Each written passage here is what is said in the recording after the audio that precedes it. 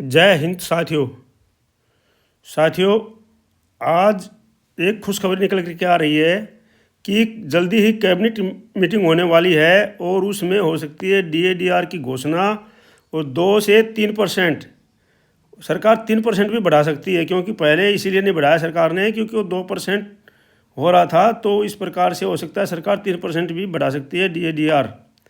और कंपटीशन की सीमा 15 साल से घटाकर 12 साल करने के लिए प्रस्ताव सरकार को दिया है।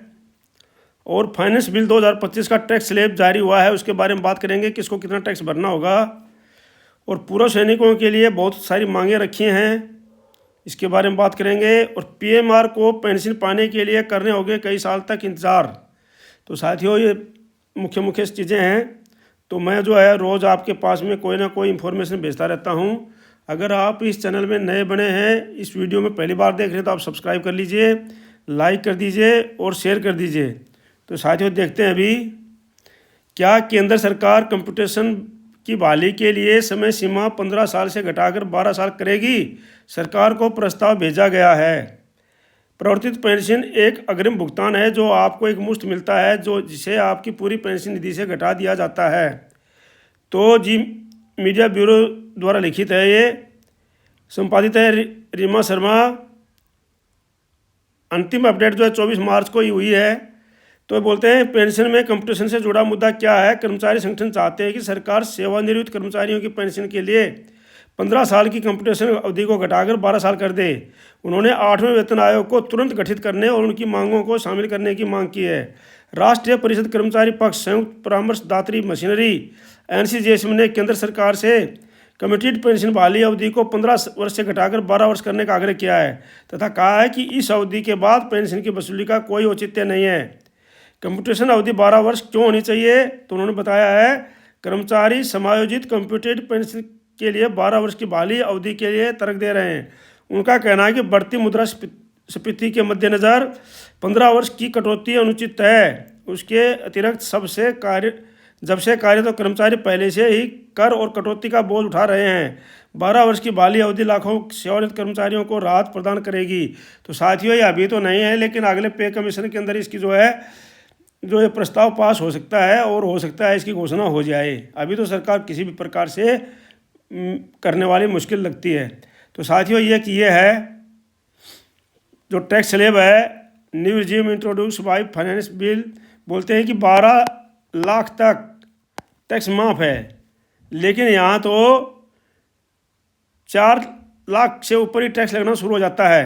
तो साथियों, ऐसा क्यों है? क्योंकि 12 लाख तक टैक्स उनका माफ़ है जो कि सिर्फ जिनकी पेंशन सिर्फ 12 ना, जिनकी जो इनकम टोटल है 12 लाख है। अगर 12 लाख से आप किसी की इनकम 1 रुपया भी ऊपर चली गई तो उसको पूरा इस स्लैब के अनुसार टैक्स देना पड़ेगा।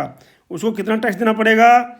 अगर उसकी इनकम मान लो 15 लाख है या 20 लाख है, तो उसको 4 से 8 लाख तक की 4 लाख तक तो उसका 0% है। तो मान लो किसी की इनकम जो है, या आप यहाँ पर दिखाया गया है मोर देन 24 लाख, तो हम कर देते हैं 30 लाख में ही आपको हिसाब लगा देते हैं। मान लो 30 लाख है, अगर 30 लाख है तो उसमें से 4 लाख घटा दिया, बच गई 26 लाख। अब 26 लाख में कितना टैक्स देना पड़ेगा? 4 से 8 लाख के ऊपर देना पड़ेगा 5%। और बच गई जो है 8 लाख, 26 से 8 गई तो हो गई जो है 18 लाख। अब 18 लाख में से 8 से 12% के उसके ऊपर देना पड़ेगा 10%। अब 12 घटा दिया तो 18 में से 12 गया तो बच गया जो है, जो बच गई उसके 12 से 16 लाख, 4 लाख, मतलब 12 नहीं घटेंगे, इसमें 4 लाख घटेंगे। यहाँ पर जो घट गए 4 लाख और 4 लाख यहाँ पर घटे, मैं गलत बोल गया हूँ, सॉरी। तो जो ऐसे मान लो किसी की पेंशन है 30 लाख, अगर 4 लाख उसके 4 लाख तक तो फ्री कर दिया उसको, अब बस की उसको 26 लाख। 26 लाख में से 4 से 8 लाख, जो 4 लाख है उसके ऊपर देना पड़ेगा 5%। तो ये हो गया 20,000।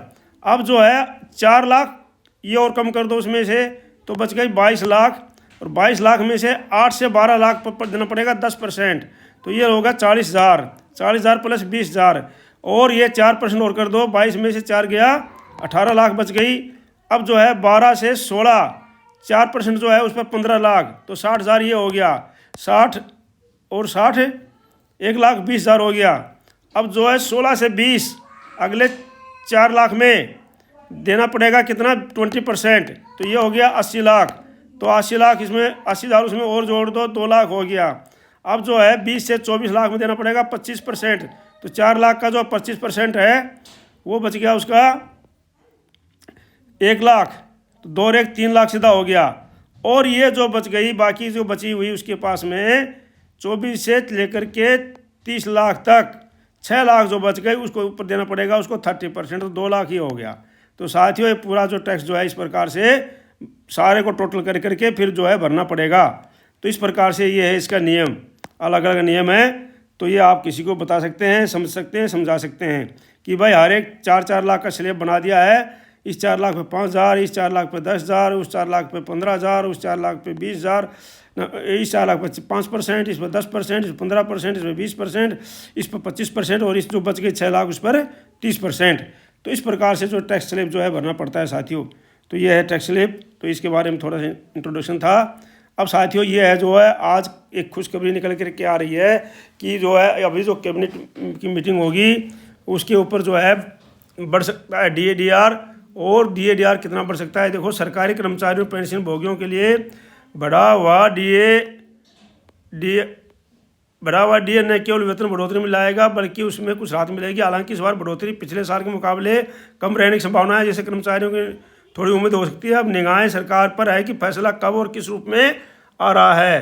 तो DA को जो है अब सरकार का फैसला है, तो उसकी संभावना है कि अभी जो कैबिनेट मीटिंग होगी, सरकार अभी जो कैबिनेट बैठक में इसको मंजूरी दे सकती है जल्दी, जो क्योंकि फैसला पहले ही लेट हो गया, टल चुका है। और जो है ये जो है इसमें दिया है इसने कि सरकार जो है कैबिनेट अब अगली कैबिनेट बैठक में जो इसको फैसला दे सकती है, जो अगले हफ्ते होने वाली है।